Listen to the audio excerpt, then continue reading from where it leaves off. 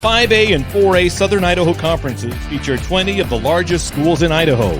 Highlighting the big plays and big stories from Idaho's biggest schools, this is the SIC Prepcast with Wayne Dzubak. That's right. It's another edition of the SIC Prepcast on IdahoSports.com. Brandon Baney joined by a very dapper-looking Wayne Dzubak. Oh, yeah, it's dapper today. I've got the prep look on. You know what I'm saying? Man, that's my East Coast mentality. So I got to wear the little prep stuff. So I'm there. Hey, nobody does fall better than the folks on the East Coast. That's for sure. Yeah, I tell you what. I actually one of those guys that went to a prep school. You know what? I tease that my best 5 years of my life was high school, but I went to 4 years of high school and 1 year of prep school. So it really is true. The best 5 years of my life was high school. Yeah, that sounds great. Yeah, sometimes I think it's good if you have that extra year to get ready for college. And then, to be in all seriousness, I did. I didn't feel comfortable coming out of high school, so I went to a prep school in Connecticut. We played schools that really had a lot of recruits that would go to Nebraska and Oklahoma and things like that. We played Coast Guard Academy freshmen. We played some Ivy League teams like Yale, the freshmen there. So we had a lot of fun doing that. And I even got to play quarterback, running back, and one crazy game, and I'm sorry to go off on this tangent, but one crazy game, it was the last game of the year against the Yale freshmen who went on to win as seniors the Ivy League championship. So we beat them 20-14, and they made me a running back, but had me call the plays because I had been the quarterback. But since I was leaving, they had a 2-year man named John Quintel, who was out of Boston, Massachusetts. He was in there, and they let him run the quarterback spot. But I called the plays, and I was the running back. And the first time I called my number as a running back, they all in the huddle gave me a bad time. So, we knew you were going to call your number all the time. So, what can you do? You can't win for lose football players. What are you going to do with them? Yeah, that's interesting. Might be the only time we've had a running back call the plays. Yeah, it was really different. The coach wanted to try something different. And the ironic was that Yale had driven all the way down to our 2/3 foot line. So we got the ball with 99 2/3 yards to go as we stopped them on a 4th down. So I called that's why they're giving me a bad time, because I was the first play. I called my number and I ran it out to the 23-yard line. And so as first down, so don't give me a bad time, I would have called that play no matter who was at that RB position. Oh, that's great. Yeah. So that's fascinating I'm sorry to relive my history. I apologize. No, that's fun. I like that every once in a while. Helps us learn a little bit more. We peel back the curtain. We're not exactly. We're not these robots that only talk about Idaho sports. We can talk about other stuff. Had a lot of fun. And then, from that, I was recruited by Idaho State, and that's how I ended up out west. So that's my story, sad but true, and I'm sticking to it. Well, we're glad you decided to come all the way out here to Idaho, because you have been just a gem for the entire state for such a long time. So I appreciate it. Thank you. I'll pay you. The check's in the mail. That sounds good. Well, speaking of things that maybe not in the mail, but certainly things worthy of celebrating, state soccer happened this past weekend, Wayne. Yeah. And the Treasure Valley, the 5A, 4A SIC was very well represented, especially on the boys' side, where you had Timberline win the 5A title and Bishop Kelly win the 4A title. Yeah, it's really great. And not only that, but Timberline played Boise. They defeated Boise in the championship game. So the 5A was all, 5A SIC. That's great. As well as thought it might be. I really did think that they would get there, and they did. Lake City came in undefeated, but they didn't get through the semifinals. They won their first game, did not get through the semifinals. And so great job by Timberline to win it 2-1. And for BK, nice job over Sandpoint winning that one. So, BK, what an improvement. Just a couple of years ago, I think they won 2 games is all. And here they come, just steaming through and steamrolling through everybody. So a good win by the Knights. Yeah, so Timberline scored twice in that win over Boise. Jake Anderson and Aiden Ige scored for Timberline. Quentin Boggs assisted both of them. Mm-hmm. For Bishop Kelly, they got goals from Sean Cabas and Landon Schweiger, and then there was an own goal. Sandpoint had an own goal, and that made it 3-1 for Bishop Kelly in the win there. On the girls' side, the Treasure Valley was represented in both championship games, but both teams fell just short. Boise, I kind of predicted that Boise would win that matchup with Rocky Mountain and represent. I thought they'd be playing Highland, but they did play Lake City instead and fell 1-0. Yeah, and I tell you what, for Boise, they were pretty disappointed because they had a couple of gals. They had 3 gals actually that were the top 3 gals on their cross country team. They skipped districts to play in state, and they still won the district championship hands down. I'm talking about cross country now. So Boise, but but that's great. Boise's letting these gals play both cross country and soccer. They skipped the district cross country to play in the state championship of soccer, and they were a little disappointed that it didn't work out. But hey, congratulations to Lake City, 1-0. And anybody that follows soccer forever, Brandon, they say, oh, 1-0, that's a boring score. Those are some of the most exciting games. It's tense all the way through because just one play is gonna make the difference, and it did.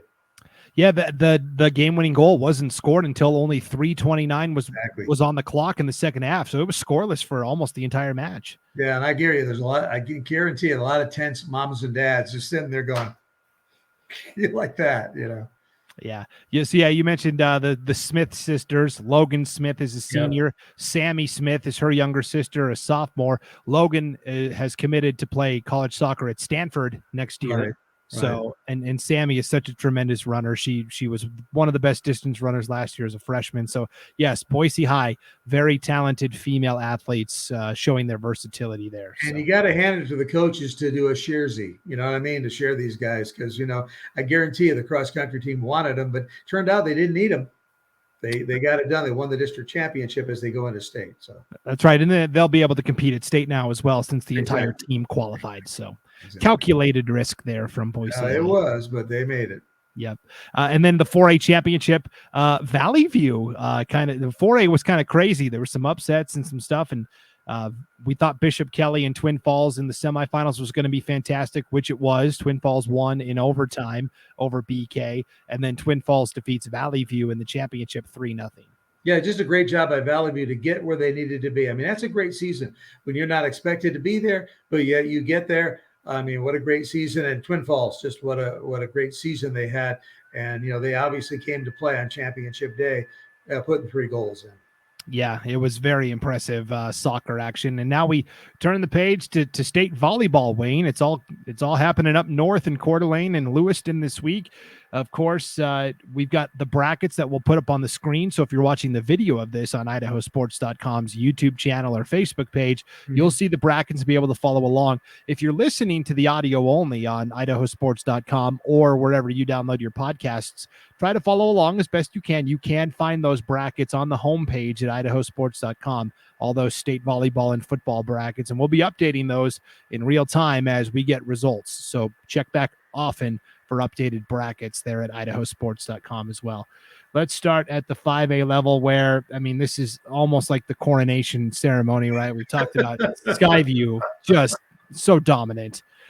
Yeah, I don't know what else you say about Skyview. I mean, they are not only nationally ranked, so, you wonder, does anybody really, really, really have a chance to make this happen? But, they open up against Timberline, 1 seed versus the 8 seed.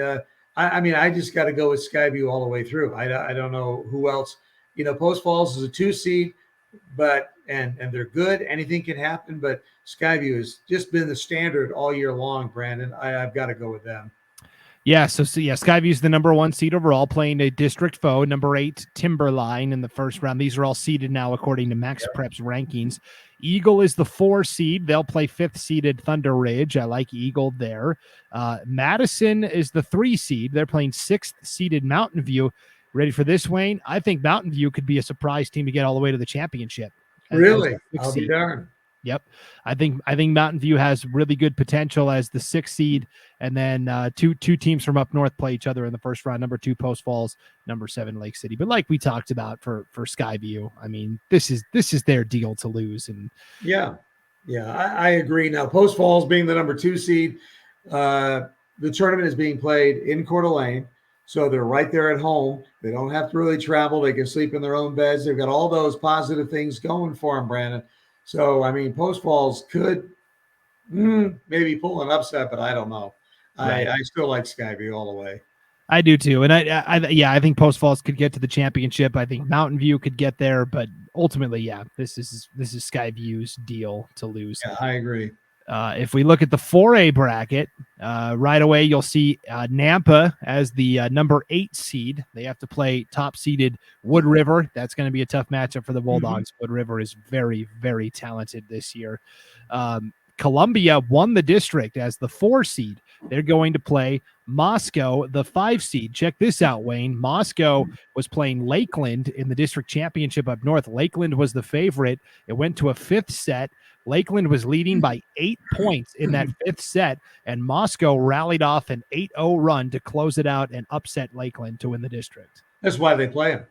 I mean, that's exactly why they play them, because you don't know what's going to happen. It's high school, and these athletes get something going, and bingo, the big upset occurs. So that's great. Yep. Valley View had a chance to become the 3rd team from District 3 to advance to state, but they fell to Skyline in the play-in match.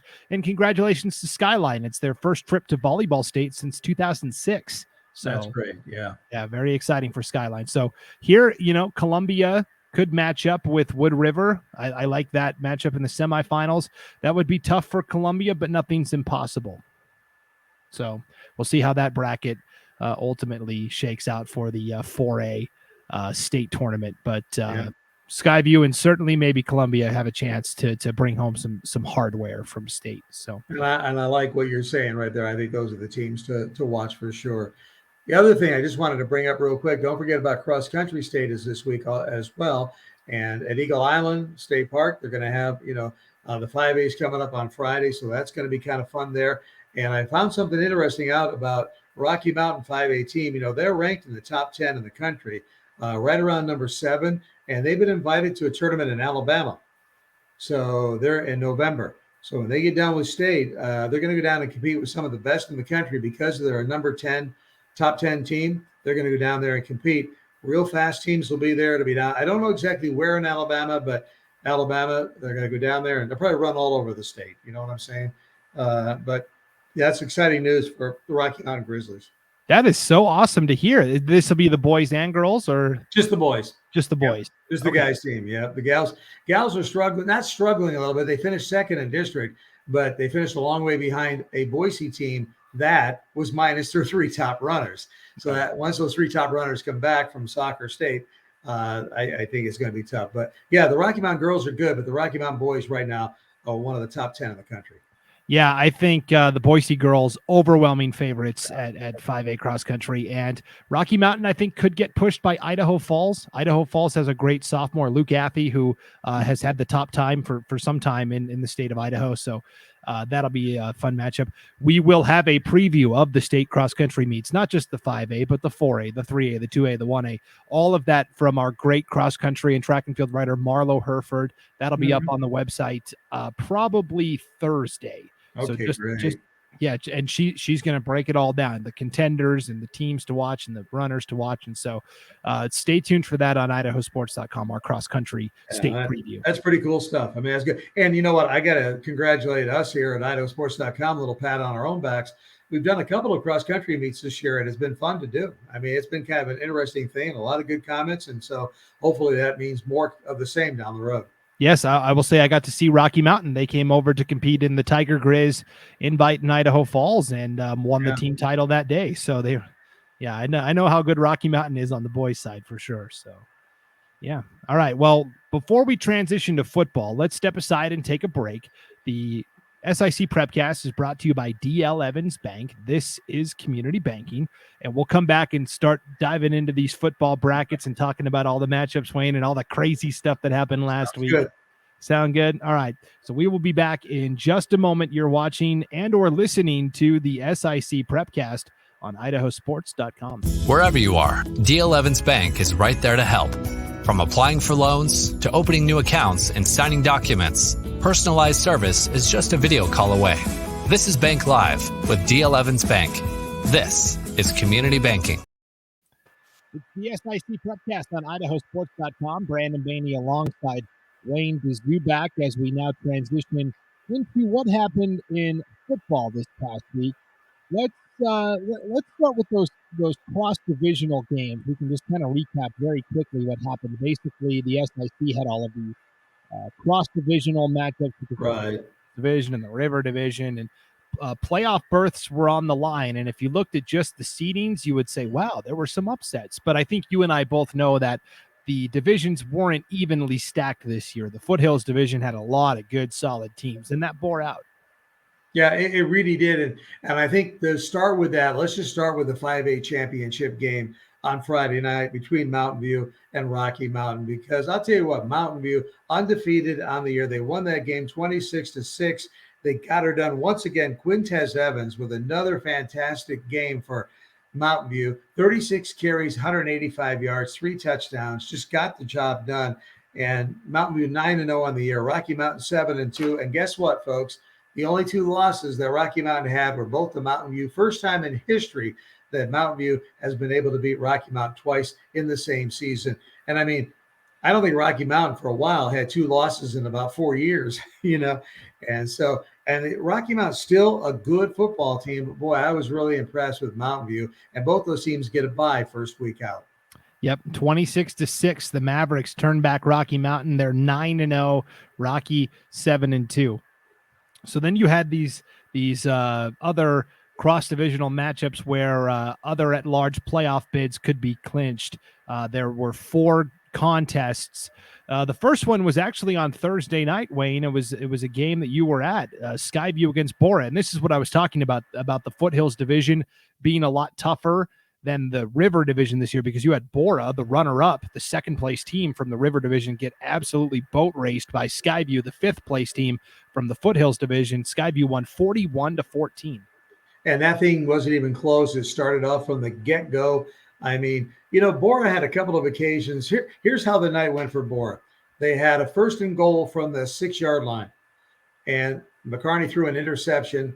Camden Young intercepted it, took it 98 yards back for a pick 6, okay? So it was 7-0 at the time, Skyview. Now it's 14-0. A little later on, once again, Bora had a 1st and goal from the 9-yard line. Camden Young intercepted it again. This time returned it to the 42-yard line, but it would eventually lead to another touchdown to make it 21-7. I mean, you have 1st and goal to go from inside the 10-yard line, and they both end up in interceptions, one a pick 6 and one all the way out to pretty much midfield. It's not your night. It was all done right there, and then it was over. Yep. And so Skyview, with that win, clinched an automatic bid into the playoffs. Bora had to sweat it out. There was a chance that they could be the at-large team, but they had to wait to find out how things went up north. And there ended up being a 3-way tie for first place up north between Coeur d'Alene, Lewiston, and Post Falls. They all had to meet on Monday in Moscow for a Kansas City tiebreaker. And Bora basically needed Post Falls to finish 3rd to get that at-large spot, and that's exactly what happened. Well, and it's worse than that. Bora needed 5 things. I counted them, 5 different things. Post Falls being 3rd was the last thing on Monday night. But before that, they needed 4 other things to happen. Certain teams to beat certain teams on Friday night, things to happen. And all 5 things fell into place. And the Bora Lions, who won 5 in a row but couldn't make it 6 in a row, do get into the playoffs. And I'll do that game Friday night at Eagle. So Bora at Eagle. Eagle's going to be favored there, and well, they should. And the winner of that game will get Coeur d'Alene. Yeah, that's going to be a fun matchup. How about Bora? Coming into the season, I'll admit, Bora was not on my radar in terms of, teams that could, contend for a playoff spot. I thought Bora was going to be a team that was going to be down, and they have defied the odds, and they've put together a really nice season. Their big turnaround was on defense, where they really pulled it together. Their offense wasn't all that bad. They just kind of had to put things together. Corbin McCarney at quarterback, Parker Rushton at running back. What a great job he did. Turned into one of the great running backs. And I think in a 4-game stretch, he had 10 touchdowns. He slowed down since then, but 4-game stretch, he had 10 touchdowns. So he was on fire. But the big thing was their defense. The first 3 games, they gave up 52 points, albeit to better competition than their last 6 games.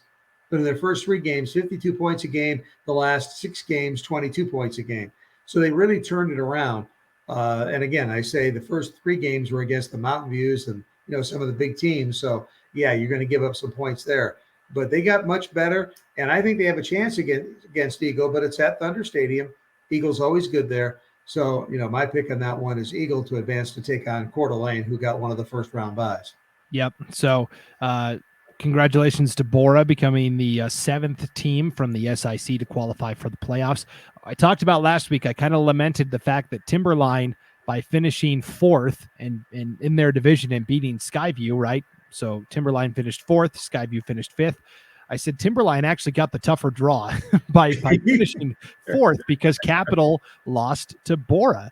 And Capital came in as the third place team from the River Division. This was going to be a tough matchup for Timberline. I think if Timberline played Bora, I think it's the same as Skyview. I think Timberline is in the playoffs, and then it's Skyview having to sweat out the at-large spot. But Capital 42-7 win over Timberline, and kind of an interesting week, right? We heard that head coach Todd Simmis sat the team down and said, "Hey guys, this is going to be my last season." He's been a longtime coach, not just at Capital, but in Boise in general. And I don't know, Capital's kind of that team of destiny now, right, Wayne? Yeah, I think so. Capital's the one team I've had a hard time to figure out because when they played Meridian, I thought it would be a real competitive game. It was 35-0. They didn't score at all. And against Timberline, though, Timberline's a pretty good ball club. They've got some pretty good players, and I thought they'd give them a tougher tussle than that. But yeah, you're right. They did not win that game. Capital won easily, and so that's kind of fun. So Capital with a 42-7 win over Timberline, and Capital's not going to take on Lewiston up in Lewiston, so they do have to go on the road. So it doesn't get any better. And you're right. What's interesting is when they played Bora, they had 3 unsportsmanlike conduct penalties right in a row within like 60 seconds of each other, 2 on one play, and then one just a little while later. Todd Simmis called the whole team over and just said, "Calm down. This is not us. We got to get it together." I think they had to regroup after that Bora thing, and they did, and Timberline paid the price, and now we'll see if they can keep it rolling at Lewiston. The winner of that game up at Lewiston gets Rigby, and Rigby, they got a bye, but I tell you what, they also got a surprise last week as well. So it'll be interesting to see how that one goes. So yes, and I feel heartsick for Timberline because this is a team that, because of the division they were placed in, essentially missed out on the playoffs, right? Bora got that head-to-head spot over Timberline because they had a better record against other 5A opponents. Well, Timberline beat Bora head-to-head 49-28. Yep. And only because they played in a more difficult division. When you look at Timberline this year, their losses were to Meridian, Eagle, Rocky Mountain, and Capital. That's it. Yeah. It's a bummer. I agree. I mean, it's going to be interesting to see. I mean, it is. It's tough, but that's the way the football season went. It's a lot that they drew, and, so we'll just move forward and go there and see what happens. So Timberline, done for the year. Yep. The other 2 cross-divisional games didn't have much drama, and we didn't think that they would. Cuna against Eagle. Eagle defeated Cuna 62-14, and then Meridian shut out Centennial 35-0. The other fun matchup, of course, was Boise and Owyhee, right? It was a second week in a row those 2 played. Boise got revenge in this one. Well, they not only got revenge, but they won handily. They won by 25 points, Brandon. I mean, it's like I thought this game at least would be close. But, Boise just flipped the coin and they said, "Okay, Owyhee, we gave you your first win in the history of your football program. We're not going to give you your second." The game was played at Owyhee again, just like it was the week before, and they won that game. And Meridian, they've got Malachi Martinez back. He is healthy. He has said in the media here that it's been a rough season because he got hurt early on. He's been struggling the whole time, but he feels good. I think Meridian is the team to watch.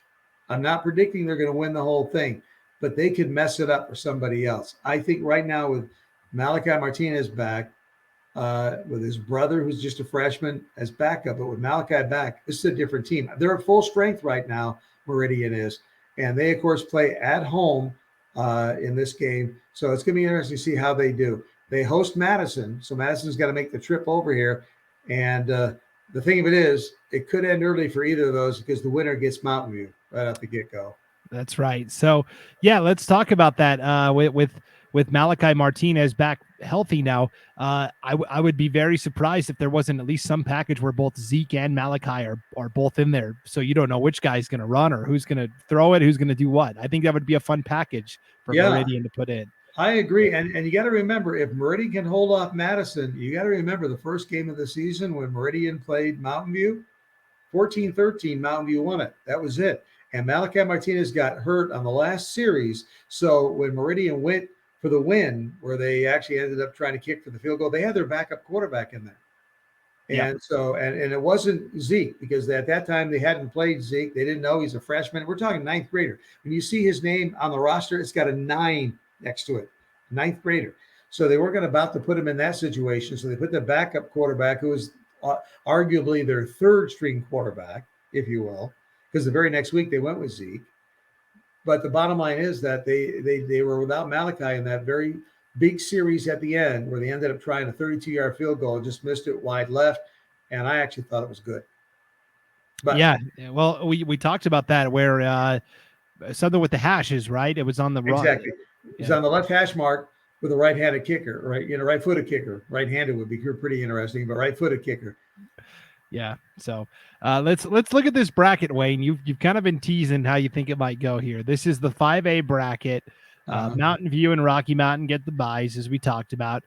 Meridian hosting Madison. I like Meridian. And that here's the thing with Madison. They're kind of an unknown at this point, Wayne. They struggled through the early part of the season, and then they made a quarterback change 3 weeks ago. They took their starting QB and moved him to receiver, and they took their running back, Ben Dredge, and moved him to quarterback. And since then, they have gone 3-0 with wins over Thunder Ridge, Idaho Falls, and Rigby last week, which was the real eye-opener. Yeah, that's what I was talking about, that Rigby situation, where Rigby got that surprise because they weren't expecting that. But you know what? Madison's got a great program, great athletes, and in Madison. And I'm telling you what, one change like that makes all the difference, as you saw. Yeah, so they haven't lost since they made that QB switch, but I still like Meridian. The talent is it's right there for Meridian, I think.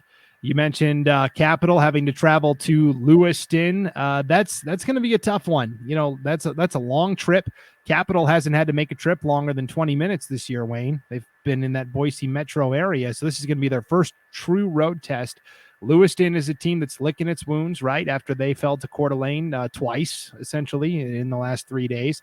And this is a high-powered Bengal offense, as we saw in that early season matchup with CUNA. So I kind of like Lewiston there, but what do you think? You know what? I'm going to stick with Capital. I like Capital. I like what they're doing there. I just do. They play well. They've got their game plan is pretty strong. It's just if they avoid mistakes, if they play discipline, and that's what Todd Simmons says. And now that Todd Simmons, I think that was a strategic announcement that he was going to retire after the season, and I think they're going to take that momentum in with them. If they can handle the road trip, and I think it's handleable. I think they can upset Lewiston. I think it would be an upset. And I always say that because anytime you travel, I found in Idaho, when you travel north or go east, the team traveling has got to be the underdog, even if they're the better team on paper. It's just tough in Idaho. It's because these 5A SIC teams, they're used to traveling all of 4 miles. Right. That's right. Oh man, that was a 5-mile trip. We had to go to Napa today. That was tough. Right, which is why it's going to be interesting next year when Middleton is in the 5A ranks. Middleton could actually have a true home field advantage, being a little further away from everything. So all SIC matchup, Bora at Eagle. We both like Eagle there. And then the last game, Skyview traveling to Highland to play the Rams inside Holt Arena Friday night. That's an early kickoff. That's a 5:30 kickoff for the Hawks, Wayne. Yeah, it is. And obviously, I like Skyview, but I haven't seen Highland. Skyview's got some really great skilled talent. The quarterback is good. Running back Antonio Fafita, the guy is a load. He's like 5'11", almost 6 foot, 210 pounds. I mean, if he gets some running, if he gets momentum going, you can't stop him. But you know what? I have always been one of those guys that feels Highland in Holt Arena is a tough chore. So I'm going to go with Highland, but I would not be shocked if Skyview won that game. Yeah, I think Highland is just the loss to Rigby really energized and refocused them. So there you go. And that's the other thing. I don't get to see them like you do. I get to see the 5A guys. You get to see the Highlands, the Rigbys, the Madisons, because of where we live in the state. So I can't speak really, as an expert on Highland. I don't know where they're at right now. I know they gave, Rocky Mountain a really tough time in the opening game. So I have so much respect for Highland. And at home, it's going to be tough. But Skyview, they've got just enough talent to make things messy for you. Yep, I agree with that. So if we move to the 4A ranks for football, there wasn't anything really too wild to discuss last week except for Emmett and Valley View playing in a mud pit with the rain coming down and it just being sloppy. Valley View knocks off Emmett 8-7. That raised some eyebrows around the state. Yeah, Emmett's one of those teams I can't figure out. I mean, they lost early in the season. They're 7-2. They lost early in the season and they lost late in the season. I don't know whether it's a focus thing or whatever, because no question in my mind that Emmett, man for man, player for player, on paper, better than Valley View. But hand it to the Hawks. They just got it done. The Falcons, rather. I knew they were some kind of a bird. The Falcons, they just got it done. Yeah, so because of that, we knew Valley View was going to get in, but because of that, it really helped solidify their seeding even more. So if we look at this bracket here, this is the gigantic 16-team 4A bracket here. We'll just start at the top and work our way down until we hit an SIC team. How's that sound? Okay, sounds good. You go for it. Okay, so we've got two right off the bat here. You've got 13-seeded Nampa playing 4th-seeded Emmett right away. That's going to be at Emmett High School Friday night, 7 o'clock. What do we think about this first matchup? It's always tough to beat the same team twice in 1 year.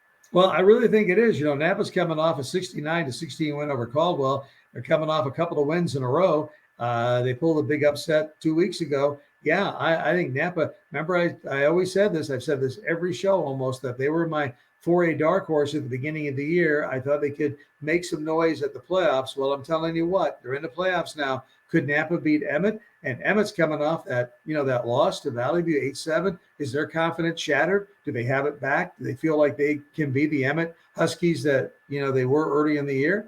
I don't know, man. I think Emmett's got the edge because it's at Emmett. It's always tough there. But the Bulldogs, I think, can pull an upset here. I think they have the ability to pull it if they will. I still am going to go with Emmett winning it. And Nampa's we haven't really talked about this much this year, but Nampa's got a really good coach, Dan Holtree. Very, very underrated coach for Nampa. The first time these two teams met, Emmett won, but it was only 40-30. So could be headed to a similar showdown. Remember, Nampa's got Gabe Navarro, and anytime Gabe Navarro gets hot, watch out. Yes, and on the other side, of course, Caden Young, who's such a prolific rusher and passer for Emmett also. Caden Young can pull off an 85-yard run in a heartbeat. Just when you think you've got him caged in, he'll take off on you. So, yeah, I think that's going to be a real exciting game to watch. It'll be a fun one. Yeah, one of the most exciting opening round matchups. I will begrudgingly go with Emmett, but I think it's going to be close. And if Nampa won, it wouldn't surprise me. I'll say exactly. That. All right, as we move down the bracket, right below them is 12th-seeded Middleton. They will travel to 5th-seeded Blackfoot. Blackfoot won District 6, but it was kind of a crazy deal where coming into Friday's action, there was a 4-way tie for first place between Blackfoot, Bonneville, Shelley, and Skyline. So Blackfoot won the crowded field. Blackfoot is a team that looks at some games, they look awesome, and other games you're like, how did these guys even win 4 games? So I think this is a prime spot for Middleton. I've talked about this for a while now. There's going to be a team from the SIC, because it's such a good league, that's going to go over to the east or up north and pull off a quote-unquote upset. And I think this is the game, Middleton at Blackfoot. Yeah, no, I agree. I think Middleton's one of those teams, right now they're coming off that 42-20 win over Columbia, but they've had their ups and they've had their downs. They've looked great. They've looked bad. They've had a game they should have won and kind of blew it for different reasons. So, I mean, they easily, could be 6-3. But so I agree. I think Middleton, if a 4A SIC team is going to go over to the east and win, it's going to be Middleton in this game. Yep, and Blackfoot's just too up and down. I mean, well, they're kind of like Middleton, I guess. They're very similar opponents. A mirror. Yeah, a mirror image for sure. So I'll go with Middleton there, though. I really do think the Vikings could go on the road and get that win. Down here at the number 7 seed is Bishop Kelly. That's what finishing in second place gets you. It gets you outside the top 5, because the top 5 automatically go to the 5 district winners. And BK had the same thing happen to them last year. They will host Twin Falls. I think this is a tough matchup. Both teams like to run the football. This game could be over by 8 o'clock, Wayne. Yeah, I agree. It's going to be on the ground, but you know what? I tell you what, I think BK at home is always tough, and I'm going to go with the home team. When it's a toss-up, I'm going with the home team. I think this is a toss-up. Forget the seeds, 10-7, that's a toss-up in and of itself, but I think Twin Falls got a good ball club, and you're right. It's going to be a ground game, this is going to be won or lost in the trenches. Yep. I will go with Bishop Kelly as well because they are playing at home. Twin Falls, just to note, their only 2 losses this year came to Pocatello and Minico, the 2nd and 3rd seeded teams in this playoff field, respectively. And speaking of Minico, they're there. Yes, speaking of Minico, undefeated regular season. They are hosting Valley View in our final matchup. We'll preview Valley View, the 14 seed, Minico, the 3 seed. This is going to be Friday night, 7 o'clock in Minico. This is a game that we will have video for on IdahoSports.com. There's so many games going on in this opening weekend, Wayne, that the easiest way to find out which games we're covering is to just go to the Game Streams tab on the homepage at IdahoSports.com. Between audio and video broadcasts, I think we're hitting about 75% of all the games this weekend, which is pretty good. Yeah, it'll be fun. Fortunately for me, I just got to remember one. I just got to do Bora and Eagle on Friday night at 7. Been doing a couple of games a week, and it seems like I got a vacation now that I only get to do one game this weekend. But it'll be fun. It'll be fun for sure. And you know, I don't think Valley View really, I mean, they have a chance because they're going there, but I think Minico is the team, you know, they're going to win this one. Minico came up here and beat Middleton earlier this year. Minico, like you said, just a really good, solid ball club. They're tough at home. Yeah, Minico they've got such a solid defense that I really do give them the edge over Valley View. Although, you know, maybe Valley View has some momentum coming off that 8-7 win over Emmett. It's just, I don't know. It's a tall order right away in the playoffs, but we'll see. It's amazing. All these games, 8 games, 16 teams. It's crazy. Yeah, exactly. Yeah. It's a large playoff field for 4A. There's no doubt about that. So like we said, we thought 5 teams were going to get in from the SIC and 5 teams did. How many are still standing after the opening round remains to be seen. I'll tell you this, at least one is. Yeah. Because that's right. And Emmett play each other. Look at you pick it. Look at you going out on a limb. That's right. So, Namba Emmett, folks, Namba Emmett. One of them is going to win. One of them is going to advance. So. That's right. So at least one will make it to that second weekend. That's fine. All right, Wayne, we usually talk about this before we hop on, but we usually at the end of the Prepcast each week hand out Gold Star Awards. Yep. Our pride stickers that we put on the side of the helmets. We probably should get some actual helmets. That would be kind of cool if we had actual helmets. Really good. Yeah. Well, we could steal some. Yeah. Okay. Let's do it. When I'm at the game and I just walk down the sidelines, just grab a helmet, bring it home. Right. And I'll be doing the Skyview Highland game this Friday. So I'll try and maybe nab a Skyview one. Exactly. That'd be great. Nobody will notice, right? Yeah. Yeah, exactly. All right, Wayne. So what were you thinking with your Gold Star? Well, my Gold Star, I'm going to go to Quintez Evans from the running back from Mountain View. And the reason is that Quintez Evans was the workhorse in the win over Rocky Mountain the other night for the F5A SIC championship, but he was also the workhorse in the first win in second game of the year, 26-20. And in the first game, he carried the ball 30 times for 183 yards, a couple of touchdowns. Second game the other night, 36 carries for 185 yards and 3 touchdowns. So in 2 games, he's carried the ball 66 times, 368 yards, 5 touchdowns. And you're talking about he did this against Rocky Mountain. He almost rushed for 400 yards against the Grizzly defense. That is amazing. So Quintez Evans, the running back, number 3 for Mountain View. Keep an eye on him. He's my Gold Star winner today.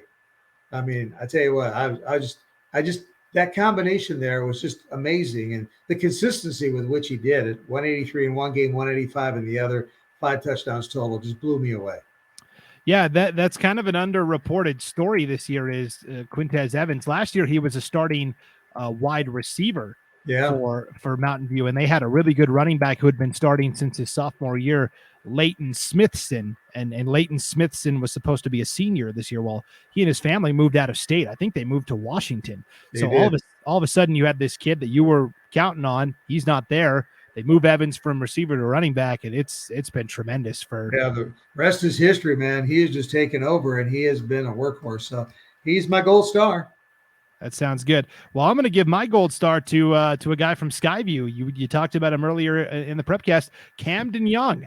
He had 2 interceptions on defense, including a 98-yard pick 6. He also caught a touchdown pass on offense. So this guy's going both ways as Skyview easily clinched a playoff spot. Camden Young is a really good receiver. He's the point guard on the basketball team as well for Skyview, a good leader for that team. Yeah, he is. I watched him personally. I did that game. He was the difference maker. I mean, when he picked off that ball, that was the one I was telling you about, where it was first and goal from the 6-yard line. McCarney threw it out on the flat, and Young just picked it off and took it 98 yards, untouched down the sideline. And then when he did it again on a 1st and 9 for Bora, took it out to the 42, and it led to another touchdown down the road. Plus, like you said, he caught a touchdown pass. Camden Young just basically personally shut the door down on the Bora Lions. He really did. He just basically locked the cage on those Lions. That's right. I knew you were going to go somewhere with the. I had no idea where I'm going. When my brain starts going, I have no idea where it's going. I just let it ride. That was good. That was a nice illusion you set up there. So. Well, we were talking about the turnovers the other day in a game. I said we have 6 turnovers in this game right now. I said I feel like I'm in a bakery rather than a football game. So, yeah. So that was my other gold star for the night. Thank you. I'll be here all week. Yeah, exactly. We're here all week. Don't forget to tip your waitress.